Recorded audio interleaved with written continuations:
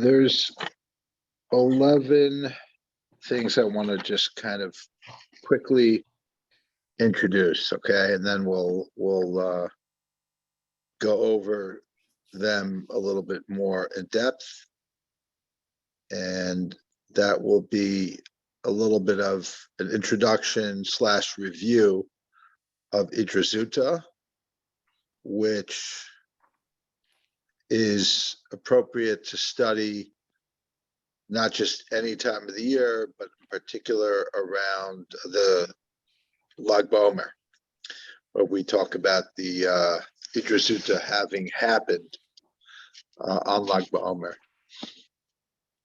Okay, so the first question is, in terms of categorization, there's a lot of people who like to categorize different parts of the Zohar to different styles. So the question is, what category of the Zohar would we put the Idra Zuta into?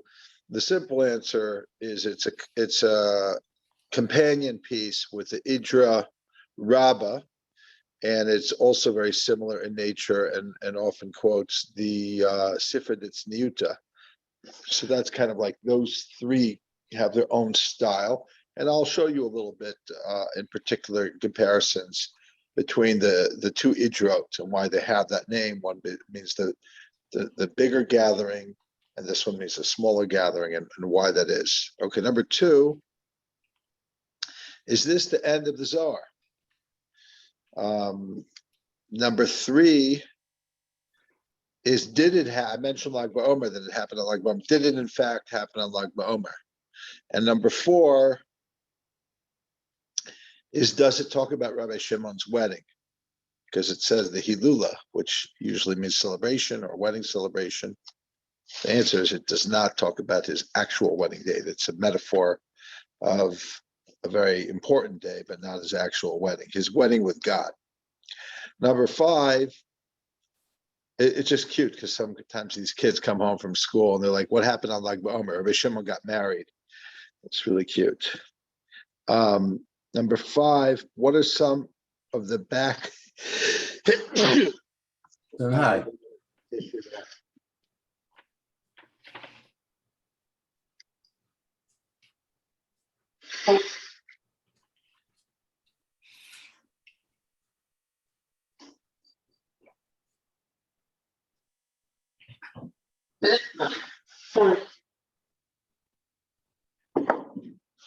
Not sure if it's that spring weather or it's the horseradish that I've been chowing down on.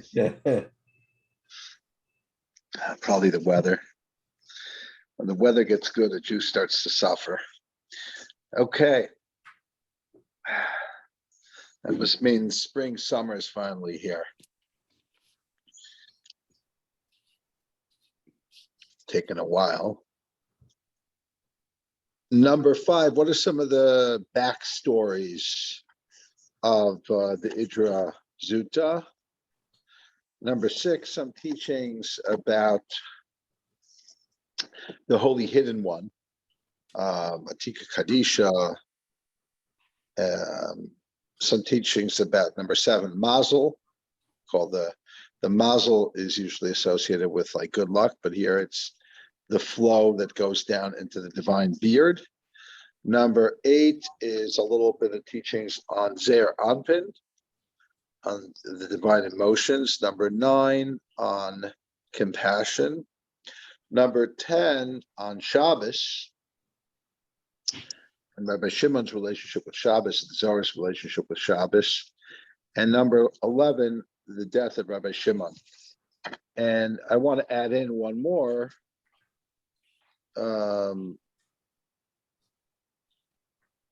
Where I'll probably just explain it in terms of number 4, when we talk about Rabbi Shimon's wedding, a new understanding of death, in at least as it pertains to Rabbi Shimon or anybody who's similar to kind of who Rabbi Shimon represents.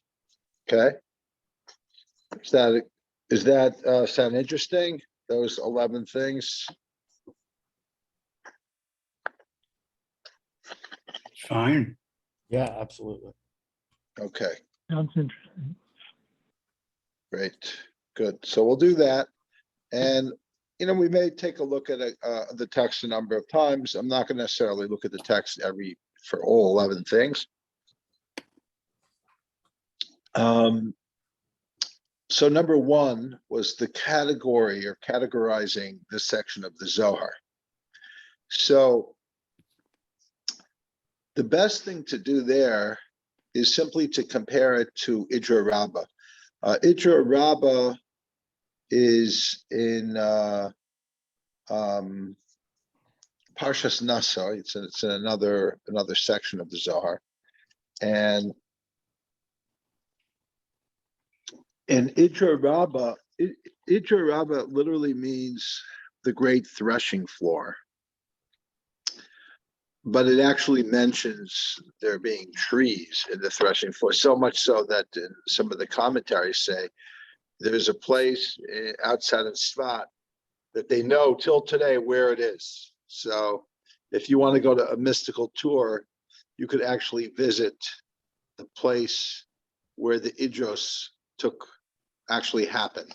Again, as they say, if you believe that actually happened in that place, you're a fool.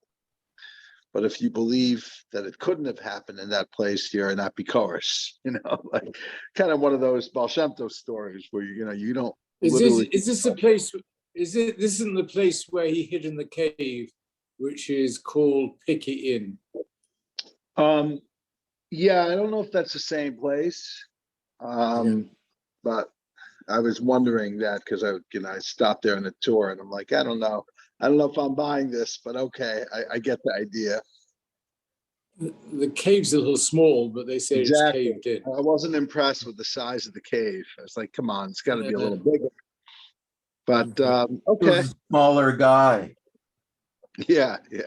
My take on if you're going to question whether it's really Rabbi Shimon and Meron, why not question if it's really Rabbi Shimon who wrote the Zohar? If it's Rabbi Shimon, it's Rabbi Shimon. Like, it's cool. It's all good. Well, it's just that I want to see a cave that I think you'd want that you could actually go into. I'm like, whoever picked out that cave could have found a better cave. So like a very shvacha cave. I'm like, that's not a cave, that's an indentation in a wall. But that's what David's talking about. But no, he hid in a cave. Which cave? We don't know. Somebody picked out a cave, or maybe there is something that traces it back. The hiding of the cave, by the way, is not so much a Zohar story. Not that it never appears in the Zohar, but it's not a big part of the Zohar. It's more a big part of the Talmud than the Zohar, believe it or not, in terms of the cave. I mean, yeah, the Zohar mentions the cave, but it plays a big role in the Talmud, which is interesting, which is a whole interesting question. When you study something like the Idra Zuta, what's interesting is that usually most people are able to kind of differentiate between the teachings of Rabbi Shimon Bar Yochai in the Zohar and Rabbi Shimon Bar Yochai in the Talmud. If they're academic, they don't even think they're the same person. So that's easy enough to differentiate. If they're non-academic, there's still kind of a bifurcation between Talmud and Zohar. It just is. So however, I'd like to suggest that there's another way, and it's not necessarily born just out of pure faith of like, for sure, every word of the Zohar was said by Rabbi Shimon Bar Yochai. It could have been Moshe Leon many years later channeling the neshama of Rabbi Shimon Bar Yochai, or something like that, or some traditions that they felt were based on teachers that taught in that time period, like Rabbi Shimon Bar Yochai, like the Gemara in Chagiga that we studied about the four that went into the Pardes, and other Gemaras that talk about small mystical circles, that were given over, and kind of trying to understand parallels between the text of the Zohar, particularly the Idra Zuta, and some of those Talmudic texts, as seeing it, the Idra Zuta as kind of like a filling in of a missing tradition, much like the Rambam filled in in his view, the missing tradition of what the Maaseh Merkava and Maaseh Bereshis was some forms of philosophy that could become compatible with Torah. The Maaseh Merkava, Maaseh Bereshis of the Zohar is filling in, kind of filling in the blanks, from what's missing in the Gemara. So you can learn them together. Okay. Now, getting back to the Idra Rabbah, the Idra Zuta, there's the very word Idra brings out a few connotations. It brings out the similarity to the threshing floor that would be the Sanhedrin. The Sanhedrin sat, the most prominent body of law sat in the Temple Mount, a certain section, and that was where Horak, the great Sanhedrin of 71, that was the final authority. That was the Supreme Court of the Jewish people. Now they moved, right, during the time of the destruction of the Second Temple, and when they would convene in a semicircle that was called, had the same word as either the rows of a vineyard, because they were like rows, or it could also be similar to what we're describing as a threshing floor. So in that sense, this kind of represents the mystical tradition being passed down. Now, if you look in the Idra Rabbah, which is the original Idra, and I'm going to tell you some interesting things about why one is called the Great Idra and the other one is called the Little Idra. The simple meaning that most people convey is because there were less people. They started out with 10 rabbis, like Rabbi Shimon, of course, Rabbi Elazar, his son, and Rabbi Abba, and Rabbi Yosef, and Rabbi Yesa, and Chizkiah. And at the end of the Idra Rabbah, Rabbi Yosef, Rabbi Yosef, and Chizkiah pass away.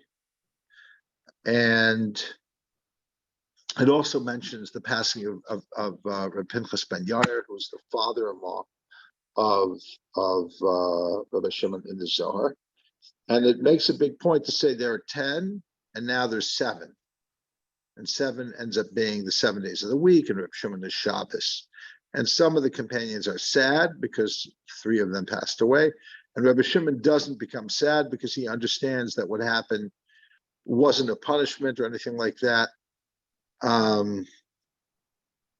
So on the contrary, their souls attained a certain very high level. They're able to affect tikkunim, rectifications in the spiritual worlds.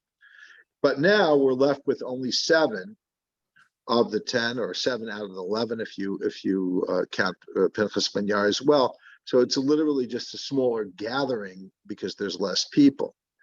But I think I think I have a suspicion that it really is something else as well, which is, do you know what we call Kiddush Shabbos morning? Does anybody know what it's called?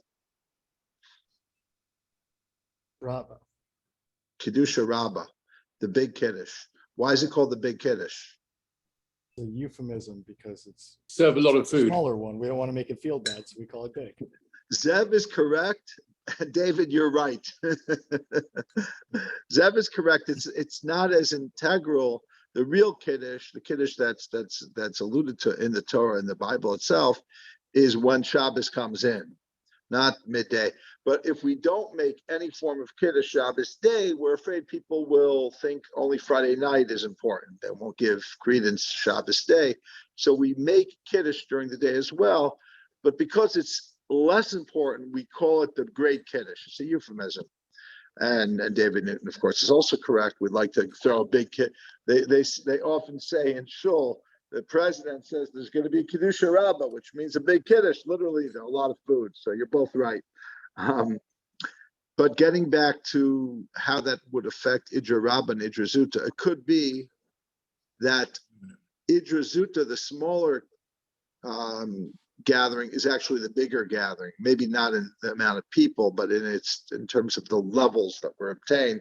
They're both very high, very extremely challenging material to study and dangerous, almost like kind of reminiscent of the Dalit Shenichnas Pardes, the four that entered into the Pardes, and the perils of going on such a trip. But nevertheless, because Idra Zuta is the highest of the high, it's the, as number two, it's the culmination of the whole Zohar. It's not just a physical ending, it's the goal of the whole Zohar. So it's even greater, but you call it smaller because it's bigger. The same thing with halachically is there's two times we do mincha. One, the earlier time is called mincha gedola, and the later time is called mincha katana. The big mincha and then the little mincha, but it's the same thing. The little mincha is really the more significant period for the mincha. We're only calling it little and big. It's a euphemism. It's the same thing. It's like, when you see a little kid, you say, hey, big guy. So that's an interesting thing. Plus, there's a foreshadowing. Not that I'm some literary expert. I'm not. But in the beginning of the Idra Rabbah, he starts off with like this.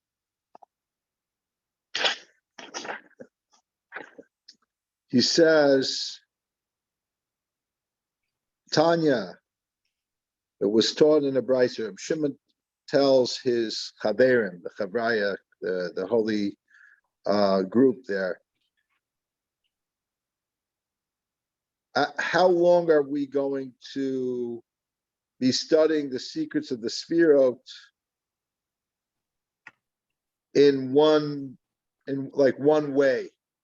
There's a certain order. It's like time for us to expand it. It's a time to reveal things, even though we don't ordinarily reveal them. Why? Yom and Zeirin, the days are short.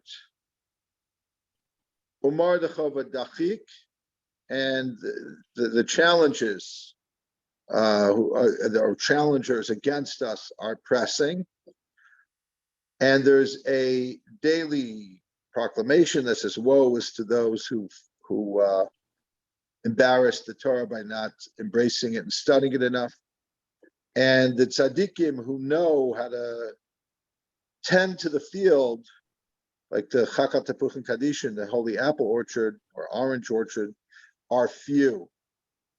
So basically, few in days and few in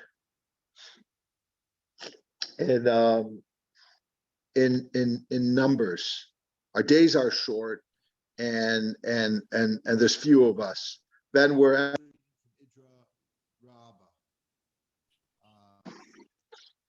Idra Zuta. I'm sorry, it's volume 9, or it's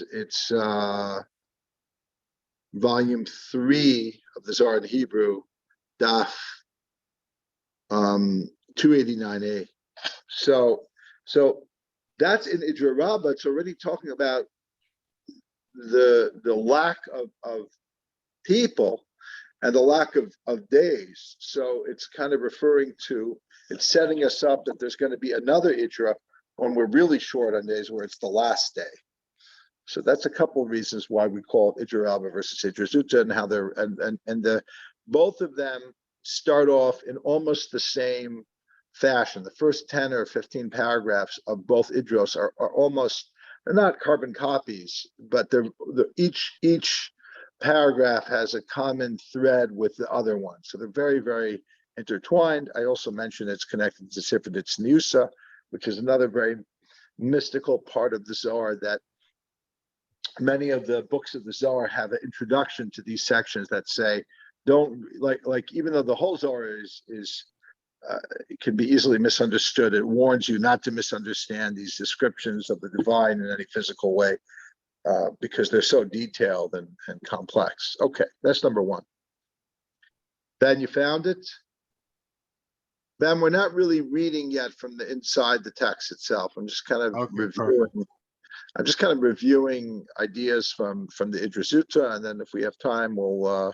So far, I've only been reading Idra Rabbah, so that's okay. Yeah. So number two is it the end of the Zohar? Now we know that the way we have the Zohar, it's constructed around the Parshiot of the Torah. It's not just the Chumash, but the main body of the Zohar revolves around the Chamisha Chumsha Torah, the 5 books of Moshe. So it is in the last section of the Chumash. There's a tiny bit, a token amount, a page or two of Hazinu, maybe more than a page or two, but not much more than that come after the conclusion of the Idra Zuta. But so all practical purposes, it's pretty much the conclusion of the Zohar. So I don't know which editor, which manuscripts put it there. Some of the early manuscripts already have it in this section, because it deals with the death of Rabbi Shimon, which is similar to the death of Moshe. That's the obvious one. But it's also kind of a fitting conclusion in a way of the Zohar to deal with Rabbi Shimon's fullness. His magnum opus, in a sense, is the Idra Zuta. He says, this is what I've been waiting for my whole lifetime. So it is really not just the physical end of the Zohar, it's the goal of the Zohar. Number 3 is, did it happen on Lag BaOmer? And the answer is, scientifically, historically, can we say that it did? No, we cannot say that. And it doesn't even mention anywhere in the Zohar doesn't mention Lag BaOmer. And the Idra Zuta definitely does not mention anything about Lag BaOmer. So, a lot of academics have said no, Lag BaOmer came much later, and its association with Rabbi Shimon Bar Yochai came even later than that.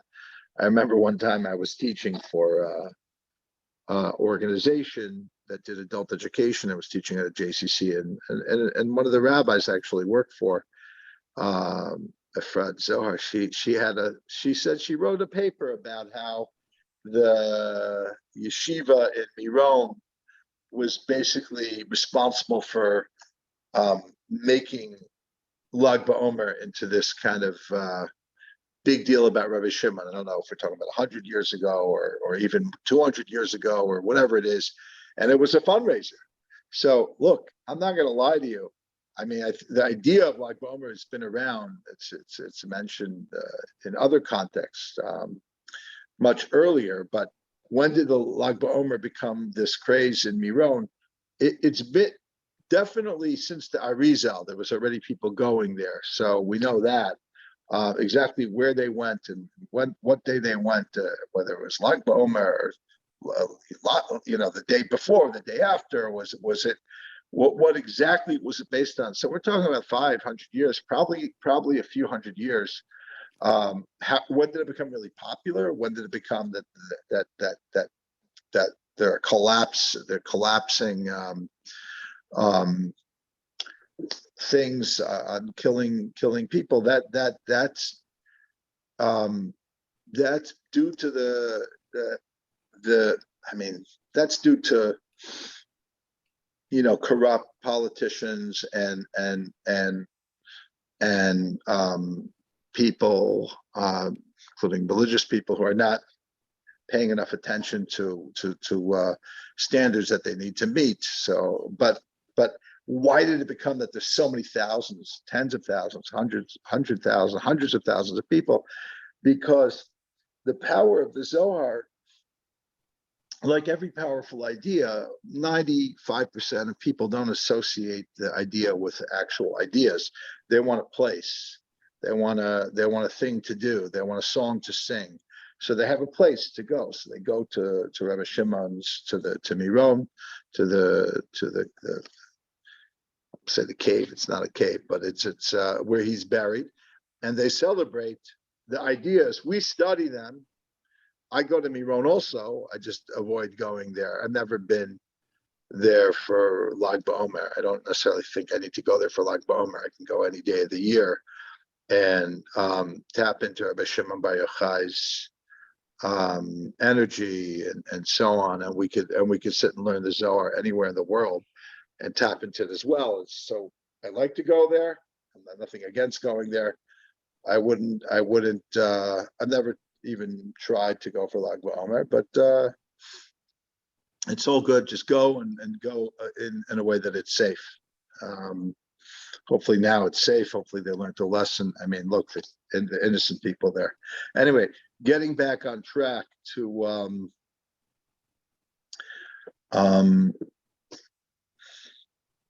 not that what happened was just, a terrible tragedy, and it was one of the worst things that we had to deal with. And I almost felt guilty because I love Rabbi Shimon Bar Yochai. It has nothing to do with him. It's not his fault. But we should just be careful. So we do treat Lag BaOmer like it is the day that this teaching came into the world, because that's the nature of these things. You can't always be so detached. There's a room for detachment. There's a room for science. We see the implications for those who don't care about science and facts and things like that. But there's also room for the passion of Rabbi Shimon, and there needs to be some passion here. But again, it needs to be tempered with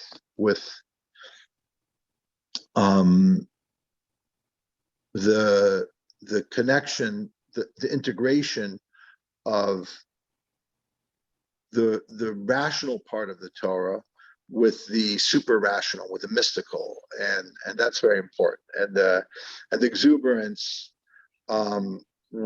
matched together with mochen de gadlus, with a big mind. So when you see people who are acting wild and burning tires and things like that, it's not giving cover to Rabbi Shimon. When you do environmental damage, or you throw things, garbage in the street, or you're not safe, that's nothing to do with Rabbi Shimon. Let's divorce all of the craziness. That's people. I remember one time I saw somebody in Israel, and he's saying, "Is it wonderful? We have all these riots. It keeps me feeling like alive. It keeps me like I have something to do." Nebuch, there's some people that like to have riots, religious riots, but it has nothing to do with the religion. It's the people who are behemoths, like literally they're animals, and they want to be wild in the name of religion. So some of them, I've seen people admit that to me. That has nothing to do with, they know it has nothing to do with God. They just want to have action, So unfortunately, you're always going to have that, and we have to make sure that it's balanced with the true teachings of Rabbi Shimon, and not with just the shtus that comes along with it. But it's going to happen. It's going to be shtus. We hope it's just the kedusha, which means holy kind of wildness. But even holy wildness needs to be tempered so that it doesn't become dangerous. So number 4, I said, is it the Rabbi Shimon's wedding? The answer is that Rabbi Shimon taught a new way of dying. So much so, the dying that Rabbi Shimon taught was his wedding to God. It was the whole goal of the Zohar is for the sake of the unity of the Holy One, blessed be He, and the Shekhinah. That prayer that's become so widespread in our Sidurim and before we do a mitzvah. That's the whole goal. We do it every day. Every time we do a mitzvah, at least we pay lip service to it. But Rabbi Shimon said that's really what's going to happen when he dies, the day he dies. My apologies. So, thank you.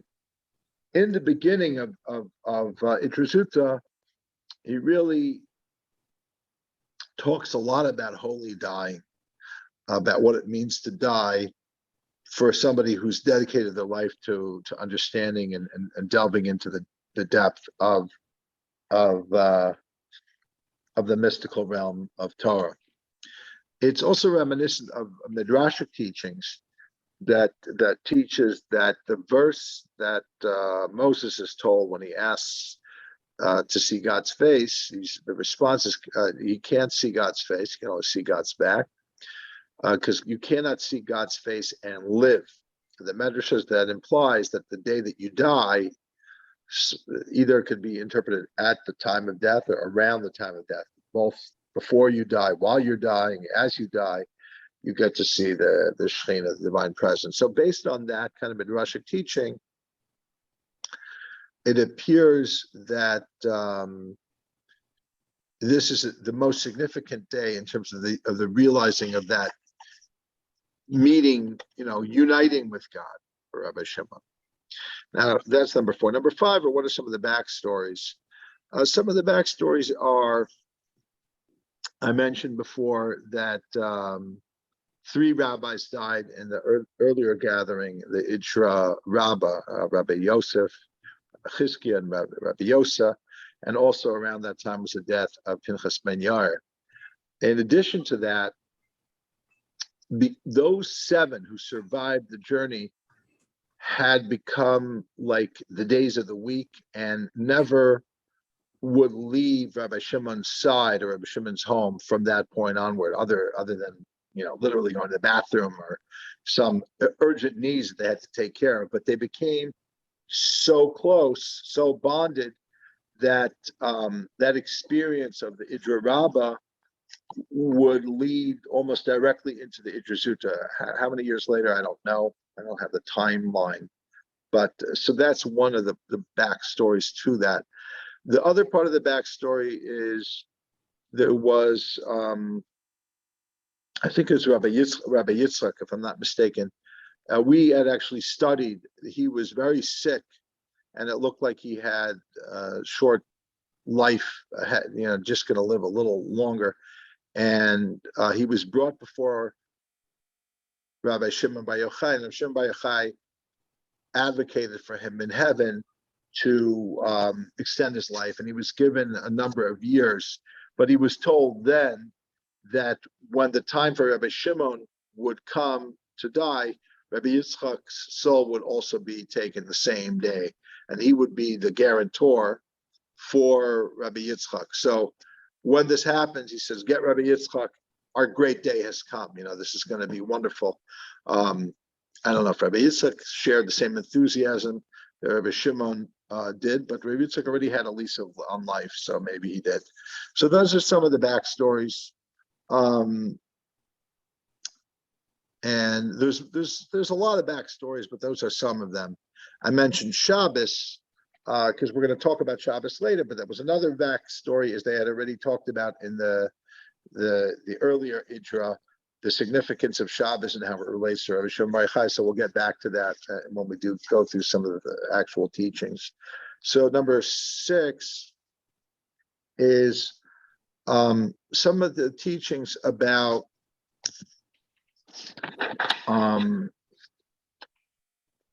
what he calls the holy ancient one, Atika Kadisha.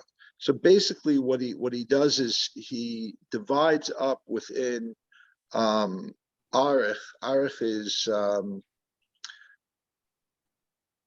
Arich Anpin is usually associated with Keter, the divine crown or divine will. So he really divides that up into 3 kind of levels.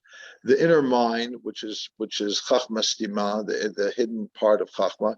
We usually talk about Chachma, but there's like something right above the regular Chachma called the hidden Chachma. And then there's Arich and then Atik. There's different ways of describing it, but in to simplify it here, although he doesn't use these words, that you'd say there's the panimiyat hakesar and the chitzoniyat hakesar. There's the inner crown and the outer crown, or the inner will and the outer will. So we're associating keter, we're associating will, crown, will. Also, he mentions the forehead. He also, it's connected to Shabbos, to the third meal of Shabbos, and it from there he talks about the Yud Gimel Tikkun Dikna, the 13 channels of the beard, which is associated with the 13 attributes of mercy, and the word he uses is mazel.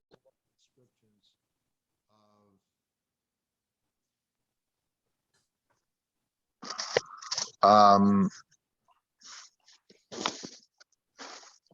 me just.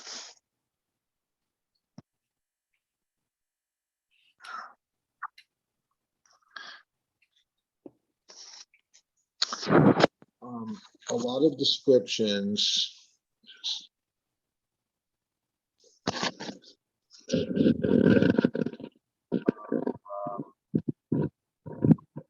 Of the idea of the keter emanating from its source.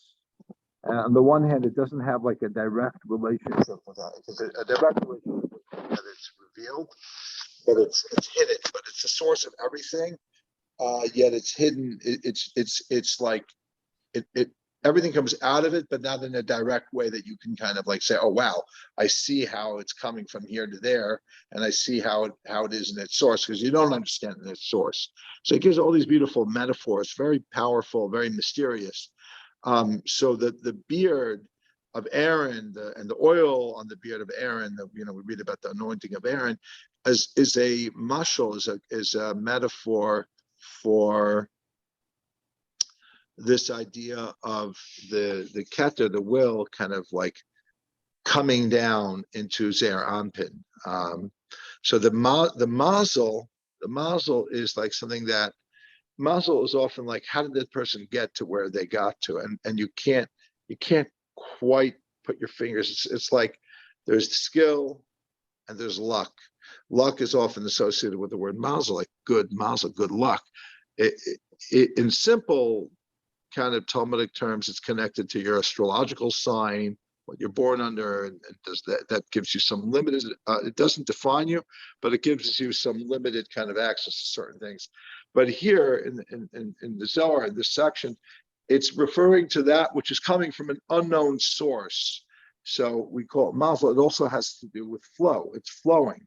And that's number 7, is this thing about mazel. Then number 8 is, what is it flowing into? It's flowing into Zeir Anpin. So there's a lot of discussion about Zeir Anpin.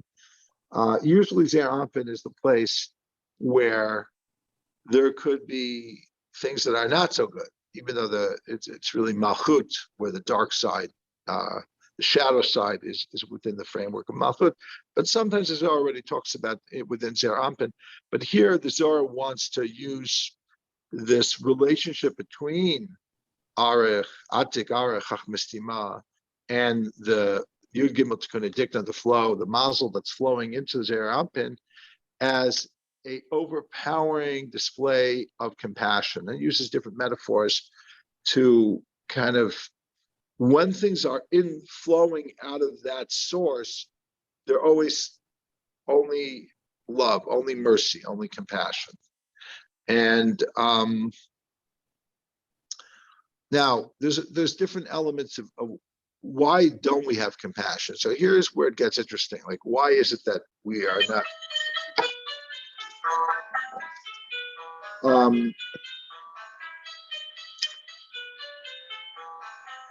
For the record, that's not me.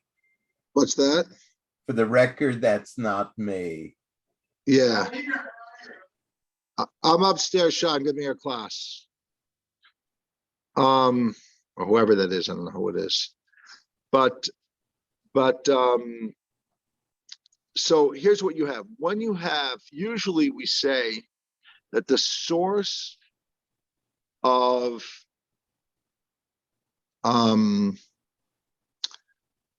din, of judgment, is in bina, is in the distinctions that are drawn in a certain type of intellectual differentiations. Because look, you need to differentiate, you need to judge so that you make judgments, so that you do the right thing. That's the whole part of halacha is based on that. Doing right and wrong is based on that. But it's also connected to the Eitz Hadas, and it's also connected to din, to judgment, and to tzimtzum. So here, there's this question in other parts of the Zohar that when it wants to understand what are some of the kind of misunderstandings that the generation of the desert has, is the question im yesh Hashem b'kirbenu im ayin, which is God in our midst or not? So the simple meaning is they're questioning whether God is really relevant to them and so on. The deeper Zoharic meaning is there Ampin in and of itself the place that we're really relating to, and we should just ignore, and there is din within the framework of Zer Ampin, so we should understand that din and tzimtzum are real, or are we really relating to the ayin, to the no-thingness, to the keter? Is keter, is Zer Ampin just really like the cup that contains the energy of the no-thingness, of the ayin, of the keter? And in this teaching, he's saying it is the ayin. The ayin is manifesting into the Zer Ampin. The Zer Ampin isn't really, it's not really real. It feels like it's real. You think it's separate. You think it's its own thing, but it isn't really. And that's what he's seeing on the day of his death. So that's a little bit about the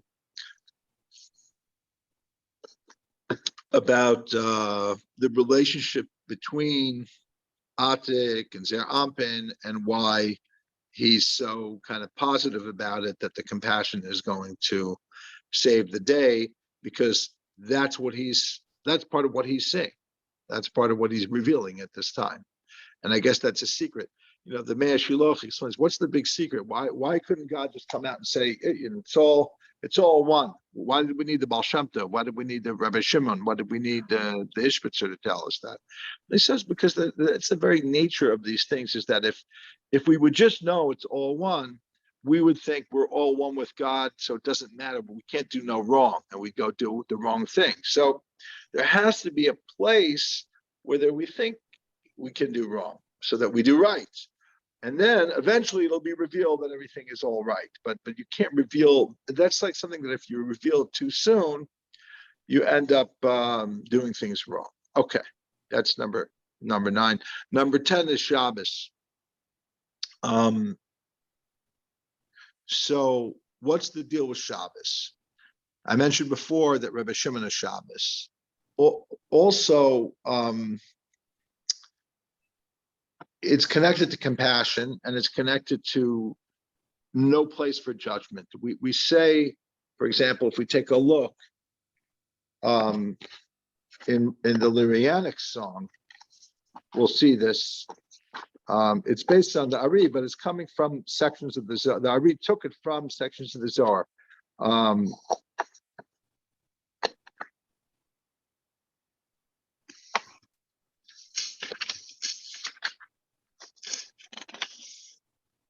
Where is it?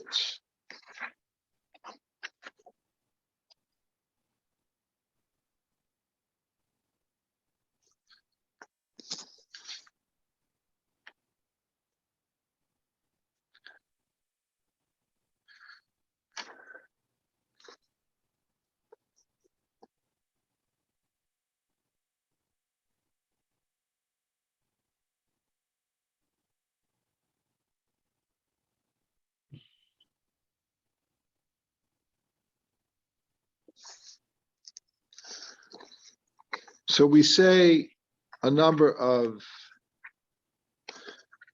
mystical Zmirot. So we say Zamer B'Shvach on Friday night. Then we say Shabbat morning we say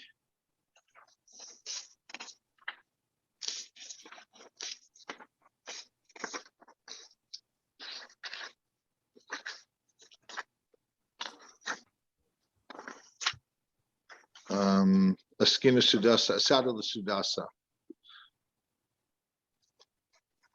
So, for example, we say there, prepare the feast of the perfect faith, the joy of the Holy King, prepare the feast of the King. This is the feast of the ancient Holy One of the field of sacred apples and the miniature presents come to feast with us. So we're mentioning these three things, the Holy Ancient One, which is one of the main things we're revealing in the Idra Zuta, and the field of sacred apples, which is going on Malchut, and the miniature presence there. So these things are all talked about, mostly the Holy Ancient One of the miniature presence, and they come to feast in us. So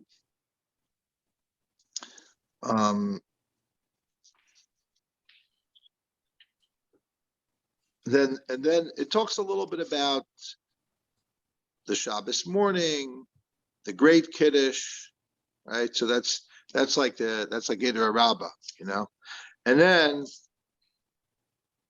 to adorn the table with precious mysteries, profound and hidden, that should not be made known. Which is again a very common theme, and all of this are particularly the Idros, where they're reluctant to reveal, yet they must. Then these words will become a new firmament.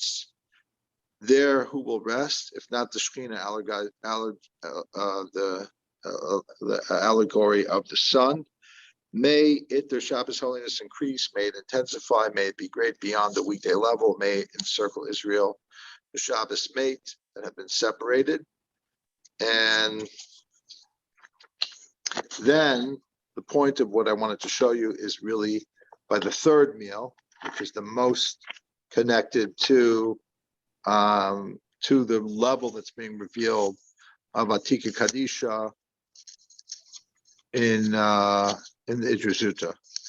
So the third meal says, it's B'nei Heichal HaDichsif, members of the sanctuary who yearn to see the glow of the miniature presence. May there be in here at the table which is inscribed the King in joy, long to be part of the assembly amongst many winged angels. Be exalted now at this very time in which there is no favor, but which there is favor but no anger. Approach me, see my strength, when there are no powerful judgments. Again, this idea that there's no judgment.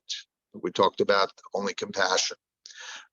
Outside, let them remain, never to arise, these brazen dogs. But I invite the ancient Holy One. That's the whole point. That's the whole goal. We're working our way out from Friday night, which is Chakat HaPuchim Kadishin, which is Malchut, Shabbat morning, which is Zeir Anpin, to Saturday afternoon, which is Atika Kadisha. We worked our way all the way up. We've worked from Idra Rabbah now to Idra Zuta, which is Atika Kadisha. And when Atika Kadisha is flowing into the lower levels of Zeir Anpin, so there's no hatred, there's no anger, there's no evil, there's no dark side there. But I invite the ancient Holy One at Mincha this time when they fade away. His favor, when it is revealed, will negate all impure shells. May he place them in their nether holes and hide them amongst rocks. I ask this now at Mincha time during the exaltation of the miniature presence. That's the whole question. The Zohar in other places sometimes associates it with Zeir Anpin. Here it associates Mincha time with Atika Kadisha, which I particularly don't know why the Ari picked the Zeir Anpin there. I don't want to argue on the Ari. There's different shitos in the Zohar, so the Ari picked that one for whatever reason. But he also talks. It's even the Ari hedged his bet. He picked both, really, if you read it carefully. Okay, so that's a little bit about Shabbos. And so, for example, he says, Gemara talks about this idea of a tainus chalom, that you can fast on Shabbos under a very limited circumstance when you had a terrible dream. And Rabbi Shimon says, I never had a terrible dream, so I never had to fast on Shabbos. I never had a terrible dream during the week to fast on because of Shabbos. So they talk a little bit about that. And then number 11 is the death of Rabbi Shimon. When this comes to a close and Rabbi Shimon actually dies, they're besides themselves with grief, but at the same time they also just had this like the most amazing thing they've ever experienced. So it's like kind of a weird thing. I'll read a little bit.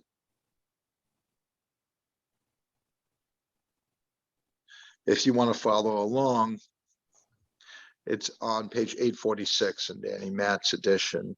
For Ben, it's on 296b.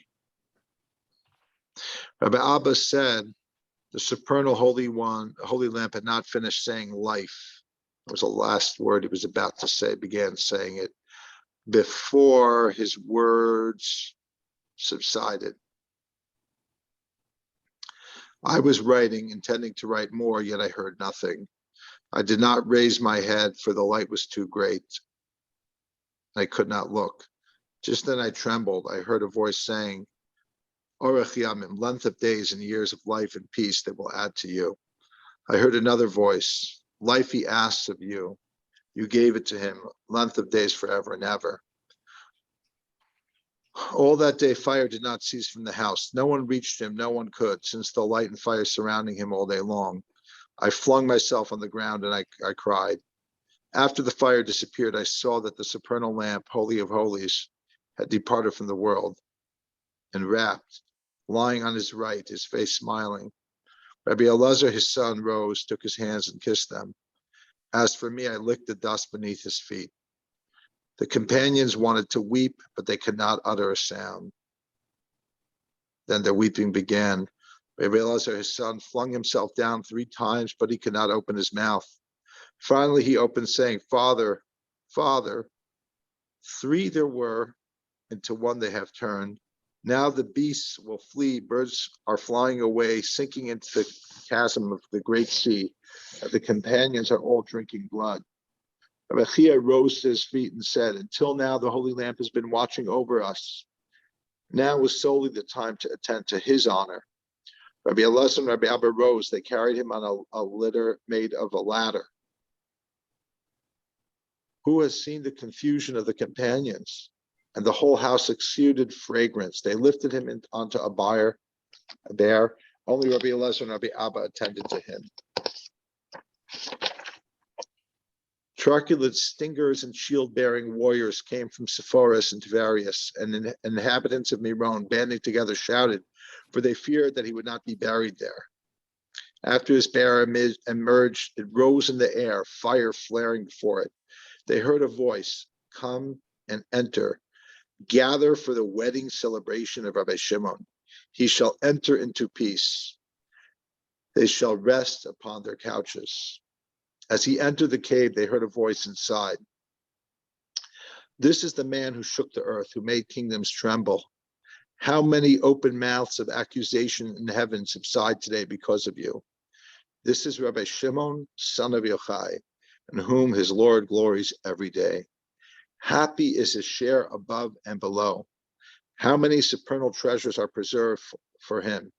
Of him it is said, as for you, go on till the end, and you will rest and arise for your destiny at the end of days.